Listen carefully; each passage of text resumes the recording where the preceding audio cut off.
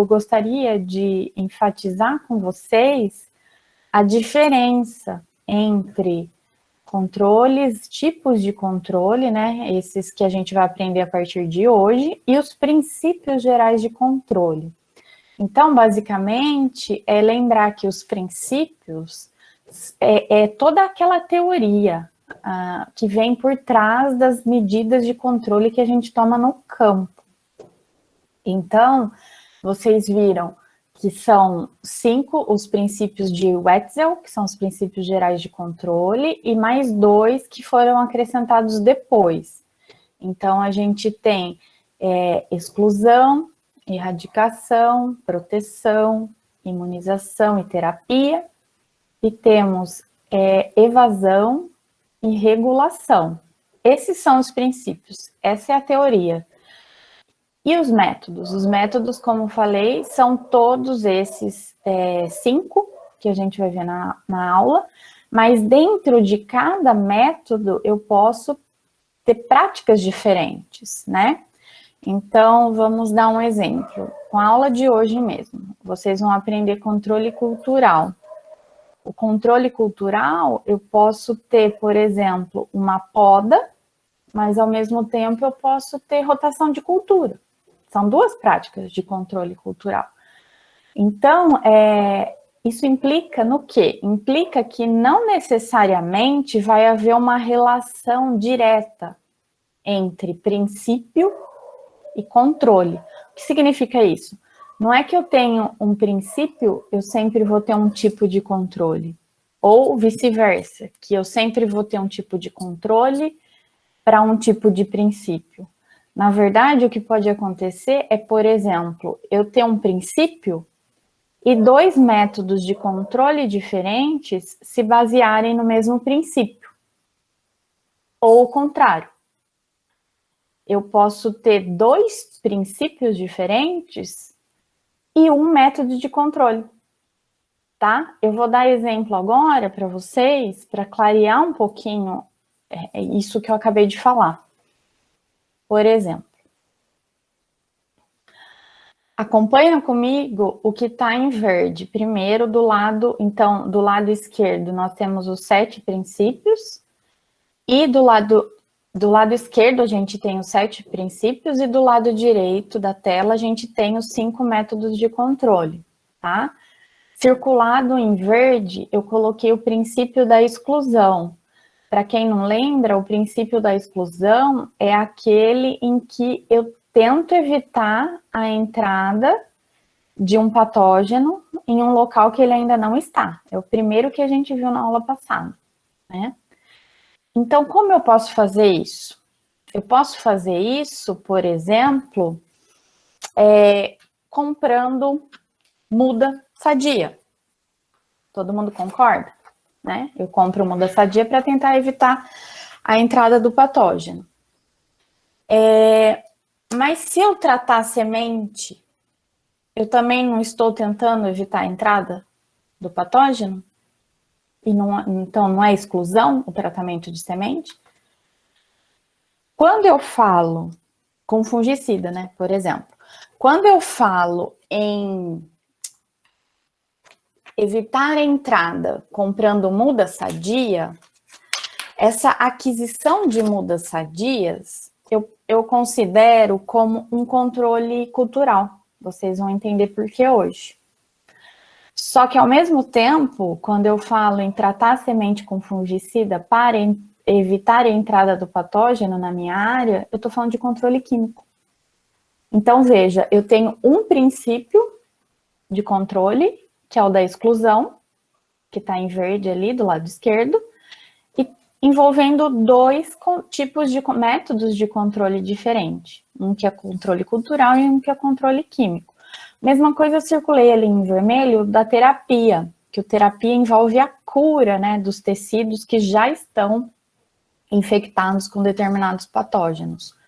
A terapia, por exemplo, vocês podem fazê-la usando termoterapia, ou seja, colocar aquele órgão, aquele fruto em água quente, por exemplo, isso é controle físico, que vocês vão ver hoje.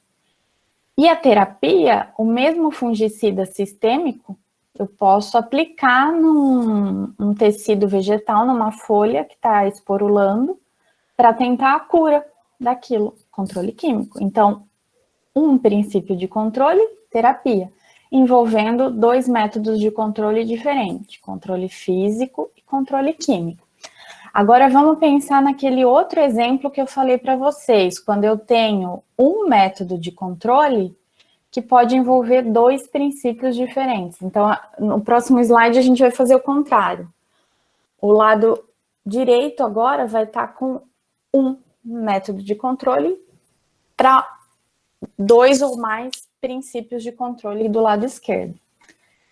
Então, vamos lá de novo. Começa pelo controle cultural, que é o método de controle do lado direito, que está circulado em verde.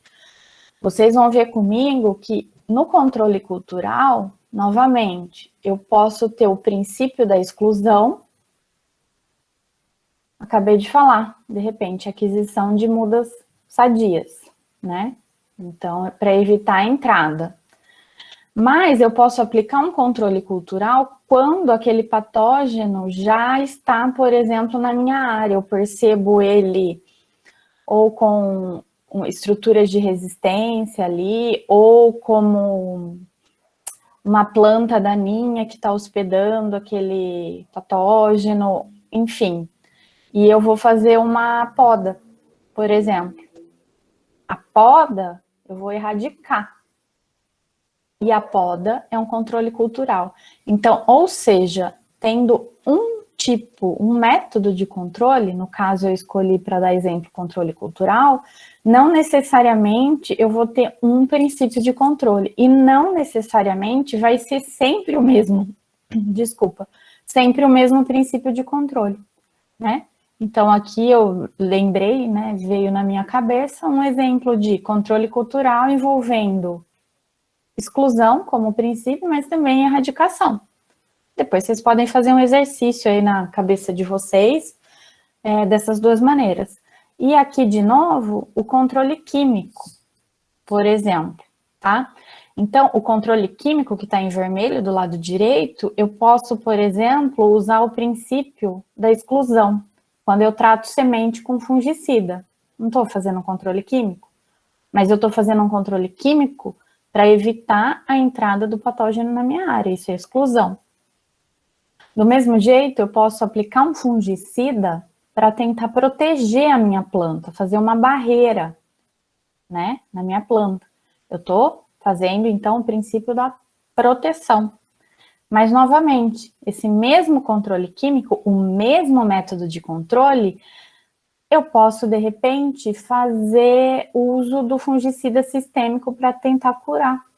Então, vejam, só aí eu já consegui 3 tipos de controle, princípios de controle diferentes para um método de controle.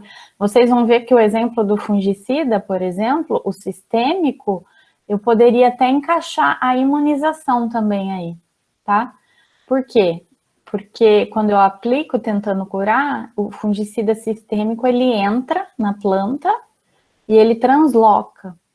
Ele não transloca só assim, eu tenho 10 folhas doentes, eu vou aplicar na parte aérea, o sistêmico vai translocar para as 10 folhas doentes. Não, o sistêmico vai translocar por toda a planta, inclusive para folhas que ainda não estão afetadas.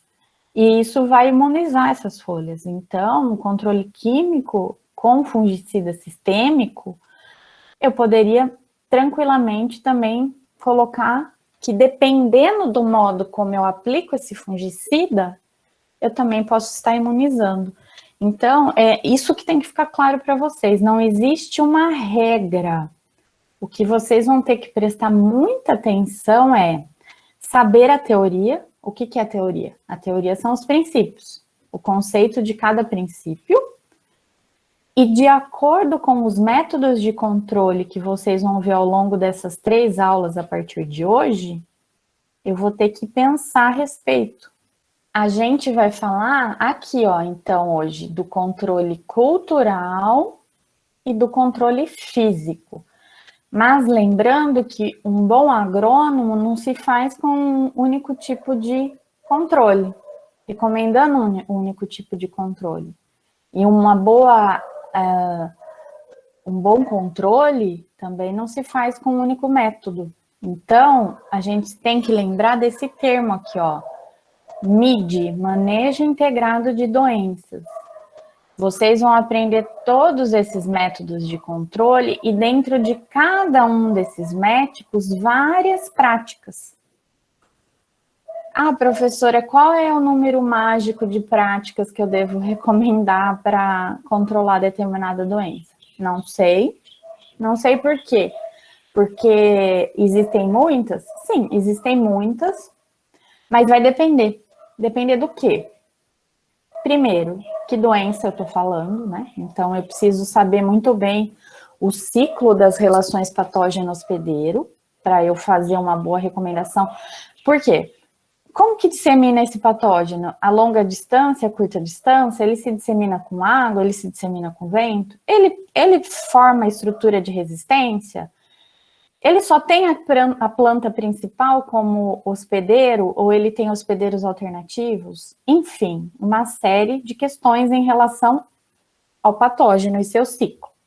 Mas, além disso, quando a gente fala em manejo integrado de doenças, a gente tem que levar também em conta, né? A gente tem que levar em conta a questão econômica.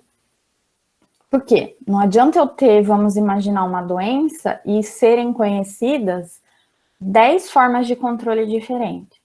Mas que se eu aplicar as 10 formas de controle diferentes, eu vou estar gastando mais do que o próprio prejuízo que a doença fosse dar naquela cultura. Não faz sentido prático isso daí.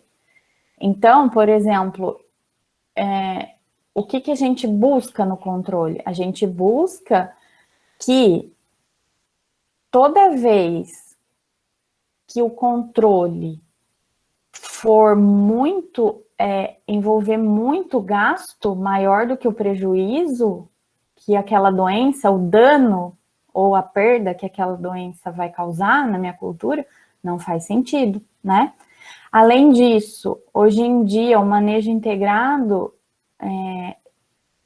ele é importante porque vocês vão sair numa sociedade muito engajada nos princípios ecológicos de sustentabilidade. Então, eu também preciso saber disso. E mais importante, hoje em dia, mais do que nunca, a questão social. O que significa isso? Significa que eu, como engenheiro agrônomo, eu não vou poder impor as minhas recomendações. Já está dizendo que são recomendações. Recomendações de controle, sugestões que eu dou como engenheiro agrônomo. Mas uma coisa é eu, por exemplo, aqui no Vale do Ribeira, a gente conhece um monte de comunidade quilombola. Eu tenho que saber isso como engenheiro agrônomo, que eu estou tratando de uma comunidade local, nativa, eu não posso querer impor. Uma boa conversa, você vai ter que recomendar. Eu estou tratando de uma propriedade orgânica. É diferente de eu estar tratando de uma propriedade convencional. Outra coisa, eu estou tratando com um grande fazendeiro, com um grande produtor de commodity agrícola que exporta. É diferente o tipo de recomendação que eu vou dar para ele do que uma pessoa que tem uma produção para subsistência ali, ou um pequeno produtor. Então, tudo isso deve ser levado em consideração, tá? Quando eu sou um engenheiro agrônomo. E isso é o que a gente chama de manejo integrado. Hoje em dia, a gente quer desvincular, a gente usa o termo controle, né, de doenças. Mas, na verdade, o controle, vocês não têm ideia de que parece que, quando eu falo controle, o meu objetivo é controlar 100%, é acabar com o patógeno, acabar com a doença, zerar. A palavra controle, ela é muito forte, ela leva a crer que vai zerar a questão da doença, do patógeno. Mas, na verdade, O termo mais correto hoje em dia que a gente busca é o manejo, porque a gente não quer zerar, a gente quer pensar em todas esses fatores que eu falei para vocês, econômico, social, e com base nisso a gente decidir fazer um manejo. O que é um manejo? Eu tenho o controle, só que esse controle ele vai levar em consideração todas essas características. E o mais importante, né? Eu não vou precisar zerar aquela doença, eu não vou precisar zerar aquele patógeno. Então, o manejo é mais sutil quando eu uso a palavra manejo e não controle, tá? Você está tratando a planta, mas não é só a planta que você está tratando, você tem que pensar no contexto da sociedade que você está colocando, no contexto ecológico, financeiro da questão e tudo mais, tá? Então, para começar, vamos falar do controle cultural. O controle cultural, ele vai ter como base o emprego de práticas culturais. Tudo que for prática cultural que eu faço com o objetivo, veja aqui, ó, redução do inóculo do patógeno, eu estou pensando no controle cultural. Então, quando eu falo inóculo, para vocês se lembrarem, vai lá no ciclo das relações patógeno-hospedeiro. Quando eu falo inóculo, eu estou pensando o patógeno fora do hospedeiro. Eu estou pensando ele lá na fonte de inóculo, que é o estágio da sobrevivência, e estou pensando ele também sendo disseminado como inóculo, ou de uma planta para outra, ou com vetor, ou com a água. Eu estou pensando nessas duas etapas principais dos ciclos, interferir na sobrevivência do patógeno e na disseminação do patógeno. Eu coloquei aqui que o controle cultural, ele também pode sair da questão patógeno e hospedeiro, né? Porque quando eu falo das etapas, sobrevivência e disseminação, eu estou falando do ciclo das relações patógeno-hospedeiro. Mas vocês já sabem que não existe uma doença que só seja resultado do patógeno hospedeiro. Tem também o terceiro vértice do triângulo, o ambiente. Então, sobrevivência e disseminação é quando eu estou pensando na relação patógeno-hospedeiro. Mas o controle cultural, ele também pode ser direcionado ao ambiente.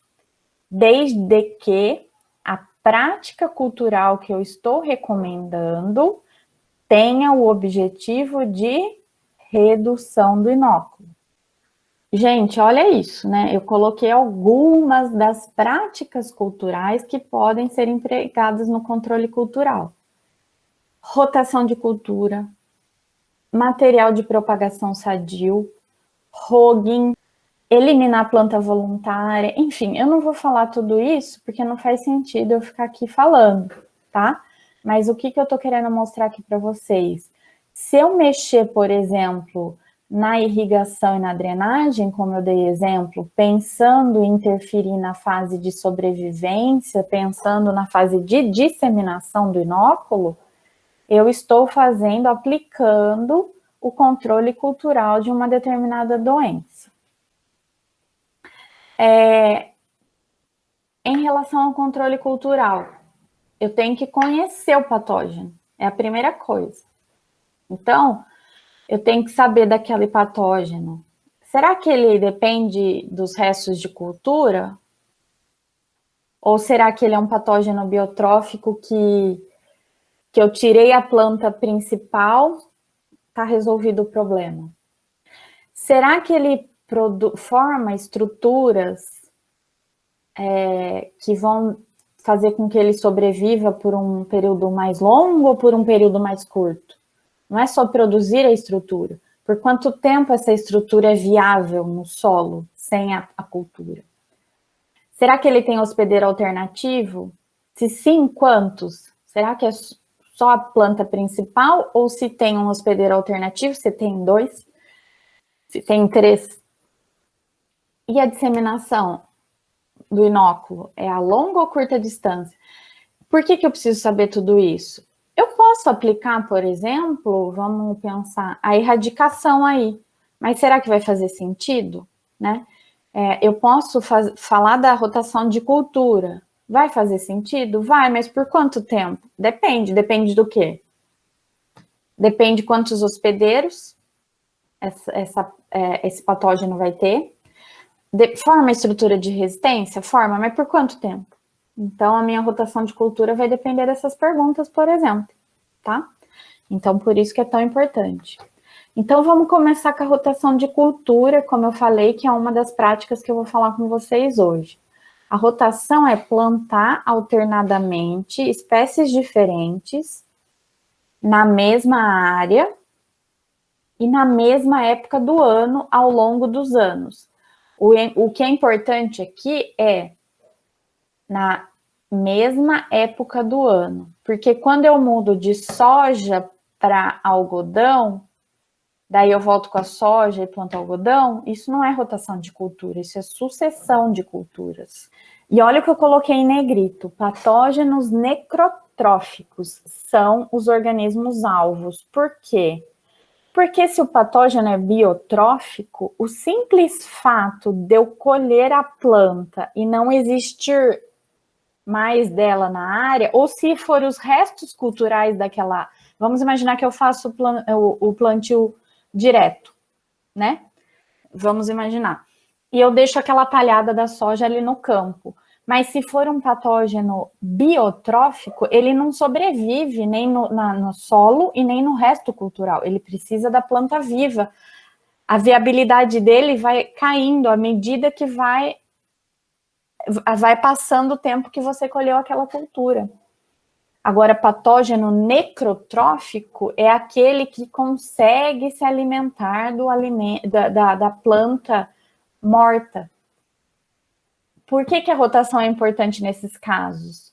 Porque eu vou tentar diminuir a palhada. Vamos imaginar que ficou ali naquele campo, né? Porque ele se alimenta ali daquela palhada. Ele consegue, ele é necrotrófico.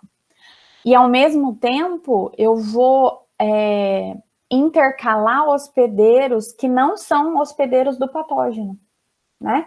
Então, por exemplo, na soja milho, que eu falei, é muito difícil você ter, não é impossível, mas é muito difícil você ter um hospedeiro importante na soja que também seja importante para o milho. Então, quando eu rotaciono algodão, eu estou o quê? Pensando nisso. Eu estou fazendo diminuir a probabilidade com que aquele patógeno vai encontrar num segundo momento a soja de novo. Ele vai encontrar, mas quando ele encontrar, o inóculo dele vai estar tão pequeno no campo, tão pequeno, que ele já não vai ter, a gente fala potencial epidemiológico, potencial de causar uma epidemia logo de cara. Porque a viabilidade dele caiu, porque no meio dessa soja, até chegar a plantar soja de novo, eu plantei milho, eu plantei, enfim, algodão, eu plantei outras culturas que não são hospedeiras dele, na rotação de cultura. E, além disso, se ele for necrotrófico e viver nos restos culturais daquela cultura, imagina, até chegar a plantar soja de novo, o próprio clima da área acabou, degradou aquele resto cultural daquela soja. Então, o inóculo dele caiu. Então, rotação de cultura eu penso principalmente, basicamente, para patógeno necrotrófico. E eu penso na fase que a gente fala saprofítica do patógeno. Aqui, ó, eu estou dando um exemplo do monocultivo. O monocultivo, quer dizer, fica lá. Eu tenho um pivô central e eu planto soja o ano inteiro, porque eu tenho água, então eu estou sossegada. Só que, o que acontece? Soja em cima de soja, em cima de soja, se eu tenho um patógeno necrotrófico, eu estou estimulando o patógeno, o inóculo dele está ficando cada vez mais alto, porque aquela palhada que está ficando naquele campo está favorecendo. Mas isso, tudo bem, eu não faço plantio direto. Eu não faço plantio direto. Ótimo. A própria aração, gradagem, o próprio preparo do solo, o que faz? Faz com que aquela palhada com o meu patógeno, ela vá para o solo, porque eu estou incorporando aquilo no solo com a granagem, com a aeração. E daí o que acontece? Eu estou colocando aquele patógeno para competir com os micro-organismos do solo. E se ele não for bom competidor ali, ele vai perder essa luta. Então, a própria aração, gradagem, na monocultura, no cultivo convencional, é tranquilo, né? Então, e outra coisa, né? Se eu conseguir substituir o hospedeiro principal, eu também estou garantindo, de certa forma, inviabilizar essa vida aí desses patógenos, tá? No monocultivo. Plantio direto, olha isso aqui, ó. Eu tenho essa palhada, né? Que ótimo, né? Essa palhada é o objetivo. Quanto mais palhada eu ter, melhor. Só que eu não vou ter essa gradagem, eu não vou ter essa aração, eu não vou conseguir colocar o meu patógeno para brigar com os micro-organismos do solo. O que a aração e a gradagem também faz? Ela expõe estruturas de resistência do patógeno que estão no solo aos raios solares também. E isso também facilita. Só que no plantio direto, eu não tenho isso. Então, se eu deixar sem rotação, o que eu vou acontecer? Só vou aumentar inóculo. E pensando em doença, a viabilidade do plantio direto é totalmente dependente da prática de rotação. Pensou em plantio direto? Pense em rotação de cultura. Não só pelo fato da palhada, não é isso, né? É pela questão de patógenos necrotróficos de doenças, tá? Pensando no plantio direto, né? A palhada diminui a erosão, o plantio convencional pode aumentar, conservação da água é maior no plantio direto. Então, tudo tem a fertilidade, tem tudo isso no plantio direto. Lindo, maravilhoso. Só que daí você chega aqui, ó, a doença, ela aumenta de patógenos necrotróficos. Então, a rotação de cultura é obrigatória no plantio direto. Porque senão, ó, a sobrevivência de patógenos necrotróficos, ela é favorecida no plantio direto. Então, eu tenho que sempre atrelar o plantio direto à rotação de cultura. E isso é uma prática cultural. Então, a rotação de cultura, ela vai ter sucesso se... Veja, quanto mais... Eu coloquei 5 aqui, características. Quanto mais dessas características a gente tiver numa doença, mais sucesso da minha rotação de cultura. Então, vamos imaginar que o patógeno, ele sobrevive, ele é limitado aos restos de cultura do hospedeiro. Ótimo, melhor para mim, porque a rotação de cultura vai ter sucesso, porque a hora que acabar a palhada, como a gente discutiu agora, ele vai para o solo e lá ele não vai ter, ele não é um bom competidor. Sucesso.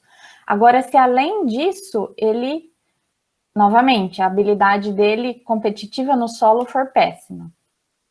Se além disso, ele não forma estrutura de resistência, melhor para mim, mais sucesso para minha rotação de cultura.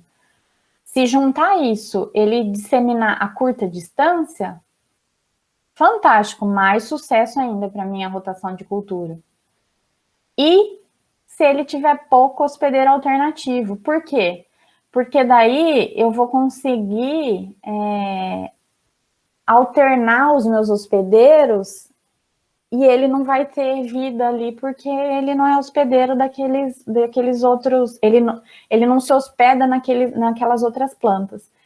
Então, se uma doença tiver essas 5 características, melhor para a minha rotação de cultura. Se ela tiver 4, eu vou ter sucesso. E se ela tiver uma, eu vou ter sucesso, mas eu vou ter que me importar com as outras questões também, tá? Tudo bem?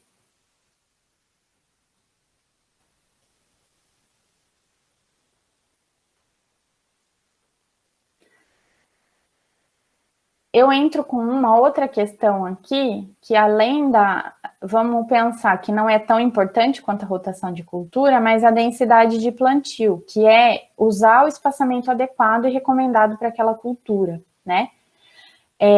Para evitar o microclima favorável. E também competição por água e nutrientes. Então, a densidade de plantio, o que a gente fala? É obedecer ao recomendado para a cultura. Nem mais, nem menos, né?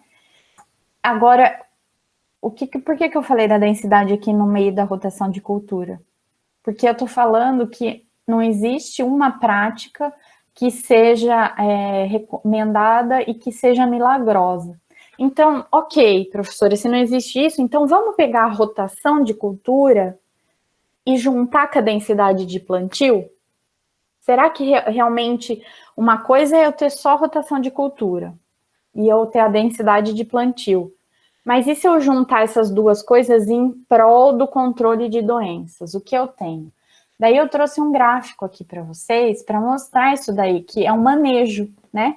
Eu incluindo técnicas diferentes dentro do meu programa de manejo, como engenheiro agrônomo, para melhorar o controle.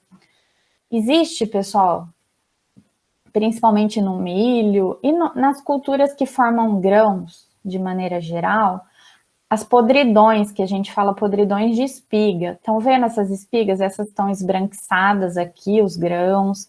Essas estão escuras. Estão vendo que estão com cores diferentes?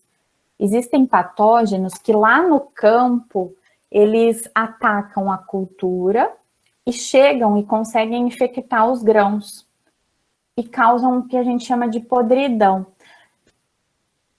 A esses grãos aqui, pessoal, que estão com a coloração alterada, a gente chama de grão ardido. O que ele está colocando aqui para a gente? Um gráfico que a incidência de grão ardido está no eixo Y aqui, em porcentagem. E aqui embaixo, multiplica cada um desses números por 1000. Então, aqui são 20.000 plantas por hectare, 30.000 plantas, ele está aumentando a densidade de plantas por hectare aqui no eixo X, tá? O quadradinho em rosa é um monocultivo. Tá vendo a linha do monocultivo? Ela tá aqui em cima, ó. Em contrapartida, o losango em azul formou essa outra reta aqui embaixo, que é rotação de cultura. O que significa isso, pessoal? A incidência de grão, que é no eixo Y, ela sempre vai ser maior aonde, ó? Nos quadradinhos aqui. O que é o quadradinho? Monocultura. Ou seja, a incidência sempre vai ser maior se eu plantar milho, depois de milho, depois de milho, depois de milho. Se eu faço a rotação de cultura só, se eu, de repente, do milho eu vou para soja, depois eu vou para algodão, olha a incidência aqui, ó. Vem para essa... Tudo bem? Então, peguem, por exemplo, 30.000, vamos pegar o 40.000 plantas por hectare. Pega essa densidade de plantio, 40.000 plantas por hectare. Se eu tenho a rotação, eu no máximo vou ter uma incidência de grão ardido de 4%. Se eu só tenho monocultura, olha para quanto vai. Vai para mais de 10. Mais que o dobro. Aqui também, ó, se eu tenho 50.000 plantas por hectare, só com a rotação, só fazendo a rotação, ó, eu chego a uns 6% de grão ardido. Se eu deixo só milho atrás de milho, ó, eu vou para quase o dobro, para quase 12. Então, veja, só uma prática cultural, só a rotação de cultura já diminui pra caramba, certo? A incidência de grãos ardidos no milho aqui. O que é o controle físico agora, né? Então, quando eu uso de fatores físicos para controlar doenças de plantas, eu estou falando de controle físico. O que a gente considera em fitopatologia esses fatores físicos? Principalmente temperatura, radiação e atmosfera controlada. lembra que o objetivo do controle cultural, o principal era reduzir o inóculo e mexer na fase lá de sobrevivência e disseminação.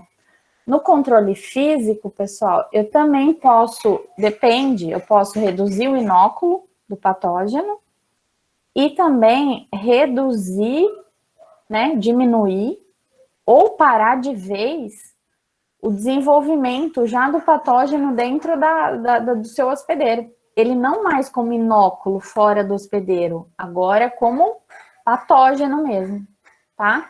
Então, vocês conseguem enxergar essa diferença? Quando eu falo inóculo, eu estou pensando principalmente naquelas fases sobrevivência e disseminação. Aqui eu já estou falando, ó, em reprodução do patógeno, desenvolvimento do patógeno dentro do hospedeiro. Aqui alguns exemplos também, tá? Refrigeração de produtos armazenados. Então, câmaras frias, pensando no controle de doenças. Por exemplo, morango, para banana, para, enfim, mamão, você colocar em ambiente, né? Veja que eu não vou, a refrigeração, se a gente voltar para o objetivo, ela não vai paralisar de vez o desenvolvimento do patógeno. Ela não mata o patógeno. Ela vai reduzir o desenvolvimento dele, tá? Porque assim que ele tirar, você tira da câmara fria, você vende ali na feira e eu trago para casa, se eu não colocar na geladeira, por exemplo, vai se desenvolver. Ou mesmo, às vezes, a gente coloca uma caixinha de morango dentro da geladeira, o que faz é desacelerar o desenvolvimento. Mas não é que eu vou conseguir controlar aquele patógeno, tá bom? Tratamento térmico de fruta, de órgãos de propagação, solo, tudo isso daqui, controle físico. A solarização, que eu vou falar com vocês agora em mais detalhes, eliminar determinados comprimentos de onda, principalmente na plasticultura, quando eu faço produção de frutas e hortaliças em casas de vegetação, e coloco plásticos que barram determinadas ondas de luz entrar, para diminuir a esporulação de fungos, controle físico. Radiação violeta germicida e radiação ionizante. Sabem qual é a diferença? Aqui eu estou falando da UV, a radiação violeta germicida é aquela UV simples que a gente tem na câmara de fluxo, por exemplo, dentro ali do laboratório, né? Aquela luz roxa que a gente deixa por um tempo ali na câmara de fluxo para esterilizar o ambiente. Isso é a radiação violeta.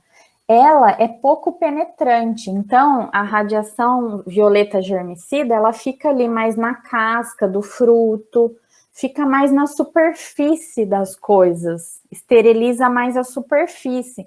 Então, se eu tenho um inóculo de um patógeno, pessoal, e coloco essa radiação, se ele está na casca ali, eu vou danificar esses esporos e eles não vão conseguir germinar. A radiação ionizante são as radiações que são mais penetrantes, aquelas que não fica só na superfície do fruto, elas penetram o fruto. É aquele tipo de radiação que algumas empresas, a hora que empacotam os seus produtos, sejam frutos principalmente, elas ionizam, elas usam dessa radiação para ela limpa não só aquele plástico que está envolvendo a mercadoria, mas inclusive lá dentro, tá? Então, essa aqui, né, ela é um pouco mais debatida, né? Eu acho que vocês já devem até ter visto em pós-colheita, ela é fantástica, porque é um tipo de radiação que não é uma coisa que não deixa resíduo, né? E que você pode aplicar e que ela não vai só tirar aquele inóculo de cima, ela vai poder eliminar o patógeno por dentro também do fruto. Só que o que acontece? consumidor. O mercado consumidor tem receio desse tipo de radiação nos alimentos, tá? Acredita que possa ser cancerígeno, apesar de não haver nenhuma evidência científica disso daí, tá? Então ainda existe muita, como eu posso dizer, fugiu a palavra, o consumidor ainda é o maior obstáculo para esse tipo de radiação, a radiação ionizante, tá? Para pós-colheita, principalmente.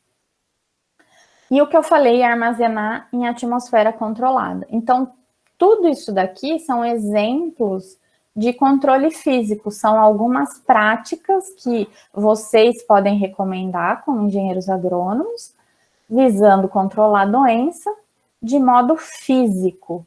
Por quê? Porque está envolvendo temperatura, está envolvendo radiação. Quando envolve esses fatores físicos, eu chamo de controle físico. Vou começar e vou falar da principal delas, que é a solarização, que, como eu falei, vocês não veem muito nas outras disciplinas. Então, por isso que eu acho importante trazer para vocês a menos conhecida de vocês. O que é a solarização? É desinfestar o solo para o controle de patógenos. A solarização, ela também pode ser recomendada para controlar plantas daninhas e para controlar praga de solo, tá? A gente, lógico, que vai ficar aqui pensando na solarização para controlar patógeno, tá? Mas ela pode, então, controlar plantas invasoras, ela pode controlar pragas, ela pode controlar nematóides de solo. O que é a solarização? Eu faço uma cobertura com um plástico, veja, ó, tá em negrito e tá maiúsculo, transparente, em pré-plantio. Em pré-plantio, principalmente para culturas anuais, né? Principalmente para hortaliças. Eu não vou fazer a solarização com a alface lá no canteiro. Eu vou fazer antes. Por quê? Eu estou visando o inóculo que está naquele solo. Então, eu vou, com a solarização, diminuir o inóculo do patógeno naquele solo, né? E daí eu entro com a cultura. O interessante, pessoal, da solarização, vamos pensar nesse canteiro de alface que eu falei. Imagina um pequeno produtor, porque a solarização, ela é indicada realmente.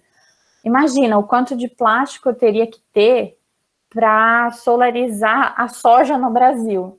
Totalmente inviável. Lembra? Eu tenho que pensar na questão econômica, na questão social e na questão ecológica. Imagina o resíduo de plástico que eu ia ter se eu tivesse que... Não existe, né?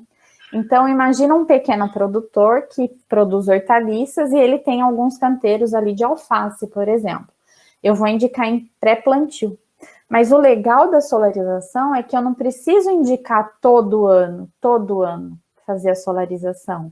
Ela tem um efeito aí que dura uns 2 anos e alguma coisa assim, de acordo com o manejo que eu dou naquela área. Então, eu posso, por exemplo, para um pequeno produtor, nessa safra desse ano, eu vou indicar, recomendar que solarize 2 canteiros e use os outros 2 para plantar alface. Vem o ano que vem, esses 2 que for a safra de alface, a próxima, esses 2 que foram solarizados, agora eu uso para plantar. E os outros 2 eu solarizo. Então, é tudo na base do planejamento. E é muito indicado para pequenas propriedades e é muito eficiente, muito eficiente. Eu prefiro, eu não, né? Na verdade, a questão, o solo preferencialmente úmido, porque solo úmido com água, a condução do calor nesse solo vai ser mais eficiente. E por que o plástico transparente? O plástico transparente, ele vai me garantir que nem um efeito estufa. O que significa? Eu cubro aquele solo com esse plástico Quando o raio solar bate naquele plástico, as ondas de menor comprimento, elas vão penetrar esse plástico transparente. Mas quando elas batem no solo e voltam, elas voltam em maior comprimento. E em maior comprimento, elas não conseguem sair do plástico. Então, eu formo um efeito estufa ali embaixo, tá? Eu aumento a temperatura pra caramba ali embaixo daquele plástico, tá?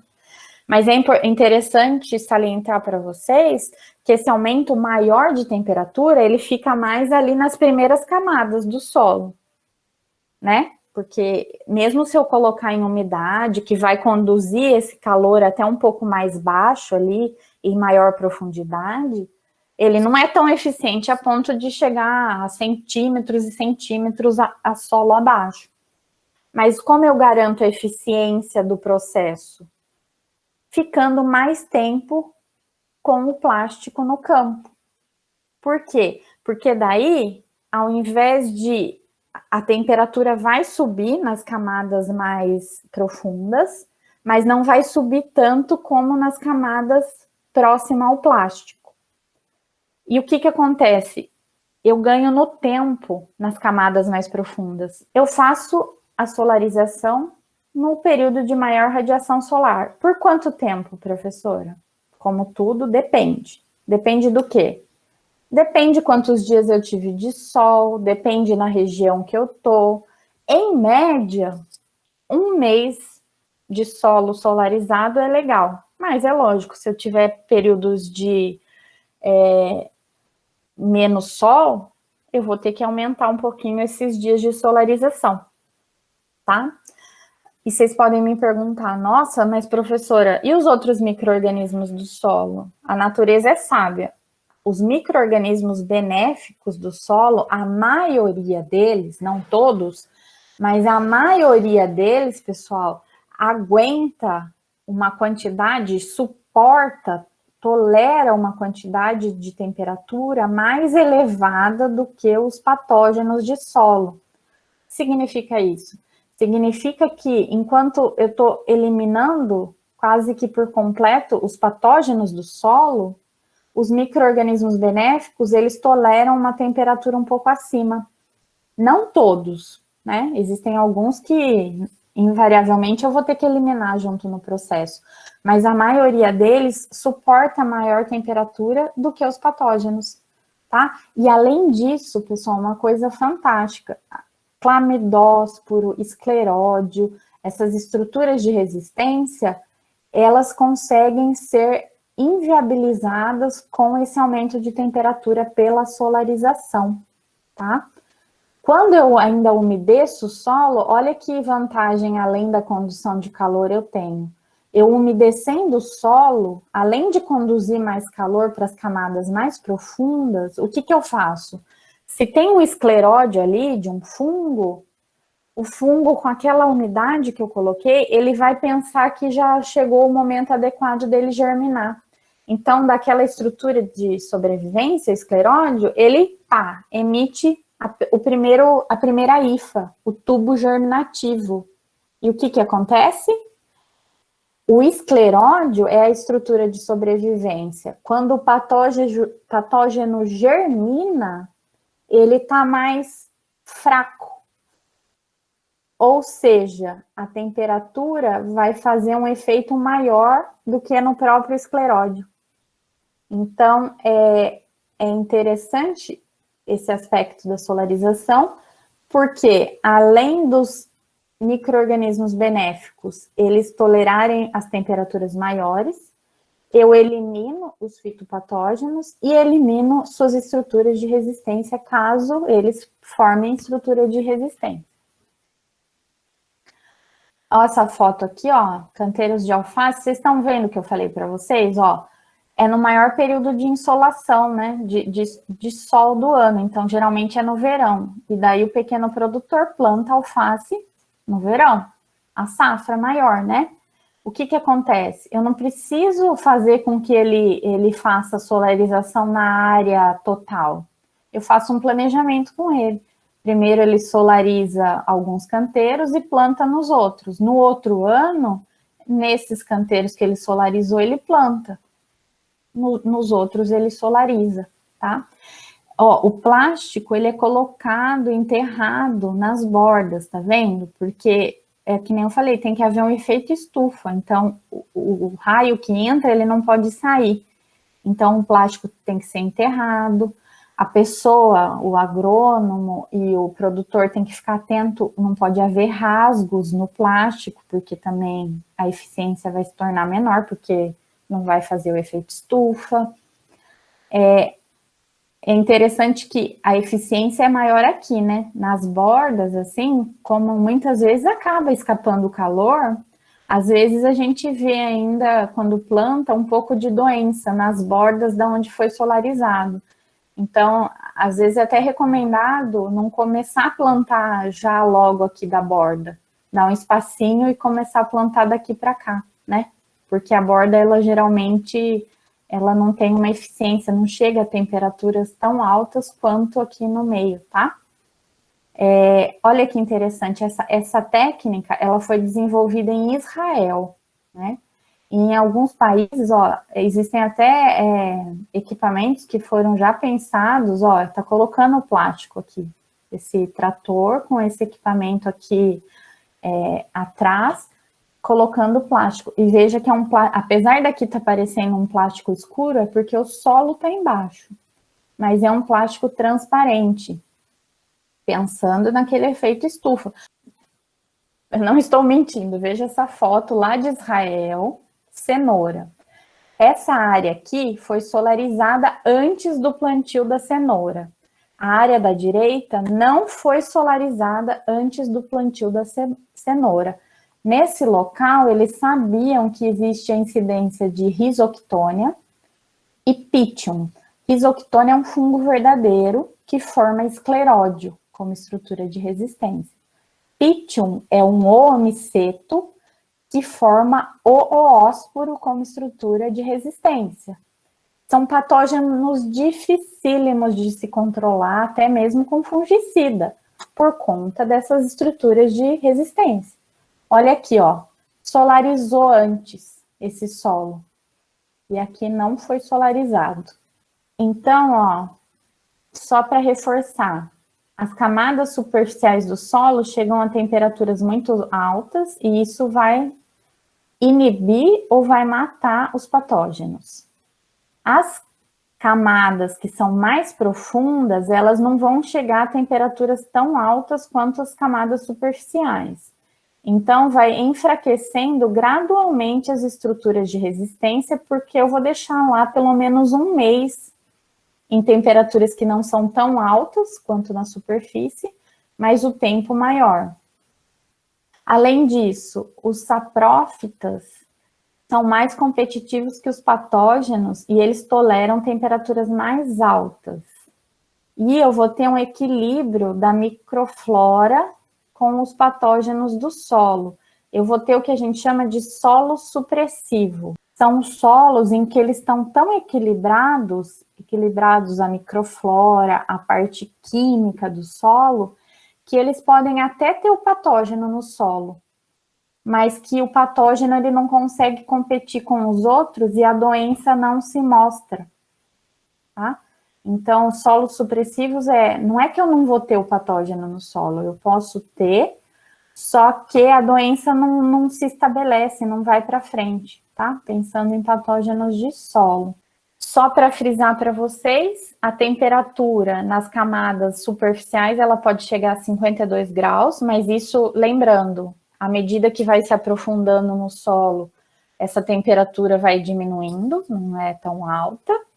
E aqui, ó, organismos muito problemáticos que são muito comuns no solo, fitopatógenos, que formam estruturas oósporos, clamidósporos, escleródios, e que são controlados eficientemente pela solarização. A solarização, pessoal, ela, principalmente para produtores de ornamentais, pequenos produtores, ela é um substituto eficiente do brometo de metila. Talvez vocês não tenham ouvido falar, mas quando eu fiz a graduação, o brometo de metila, ele era ainda recomendado. O que é o brometo de metila? É um gás incolor, só que ele é um produto que a gente chama de biocida. A gente fumigava ele no solo, então colocava ele no solo, né, com plástico, fumigava, e aquele gás ficava ali fazendo o efeito de matar os patógenos. Mas veja, ele é um biocida. O que acontece? Ele não matava, ele não eliminava só os patógenos. Os micro-organismos benéficos também, tá? E fora o efeito sobre o ambiente. Por quê?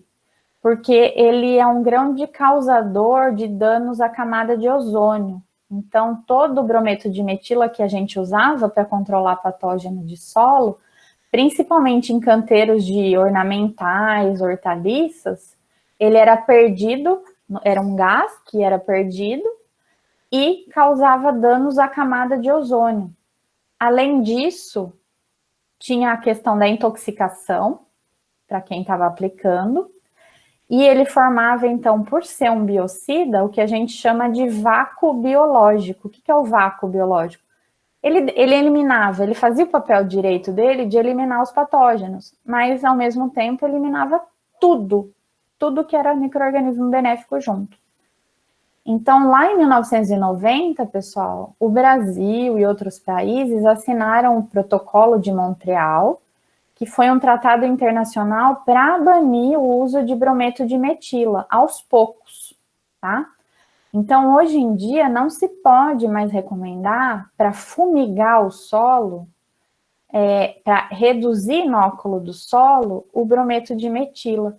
Então, para plantadores de hortaliças ornamentais, é muito mais indicado fazer a solarização, já que essa esterilização química pelo brometo de metila, ela está inclusive banida, ela está proibida.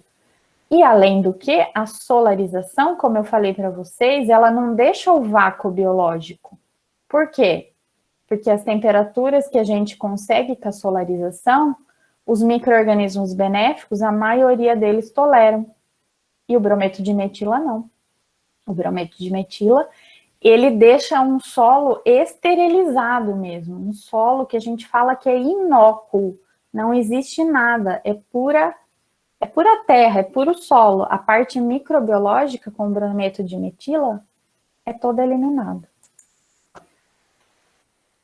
Ah, tudo bem, a professora mostrou todos os benefícios, mas as limitações?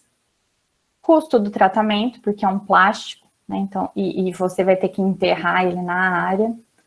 É restrito a pequenas áreas. O terreno não pode ser cultivado, como eu mostrei para vocês, no período do tratamento. Vai depender de condições climáticas de sol adequada e não é em qualquer tipo de relevo que se faz a solarização, porque o plástico ele tem que ser bem fixado, bem enterrado ao solo. Em relação à solarização, era isso que eu queria passar para vocês. Agora, terminando aqui, eu só gostaria de falar rapidamente de mais esse controle físico que é importante, que é o tratamento térmico, que é eliminar o patógeno internamente e externamente ao material vegetal, quando eu faço esse tratamento a órgãos de propagação. Que órgãos de propagação? Semente, bulbo de planta ornamental, meristema, as gemas da cana, quando eu coloco em termoterapia, eu estou visando eliminar, é um tratamento de terapia, de cura. Se tiver na semente o patógeno, se tiver no meristema da cana o patógeno, eu vou eliminar. Eu vou inativar esse patógeno sem causar danos ao hospedeiro, porque vai haver uma diferença na sensibilidade térmica. Ou seja, o tolete de cana que eu colocar na água para aquecer, ele vai continuar germinando, mas o patógeno vai ser eliminado. Um exemplo que eu já falei com vocês é essa doença que até hoje causa problemas na cana-de-açúcar, que é o raquitismo das soqueiras. Os toletes de cana, ou somente as gemas, elas são colocadas em água quente por 2 horas a temperatura de 50 graus. E esse processo de termoterapia vai eliminar, erradicar essa bactéria. Ó, tá vendo o escurecimento aqui dos vasos nessa imagem, ó? Vai eliminar essa bactéria que está aqui presente. Então, é uma terapia, é uma cura por água quente, por temperatura elevada, ou seja, termoterapia. Não deixa de ser um controle físico, porque eu estou fazendo aumento da temperatura nesse órgão. Eu só faço para isso? Não. Eu falei para vocês que sementes de hortaliças, e principalmente em cultivo orgânico, são também tratadas por termoterapia.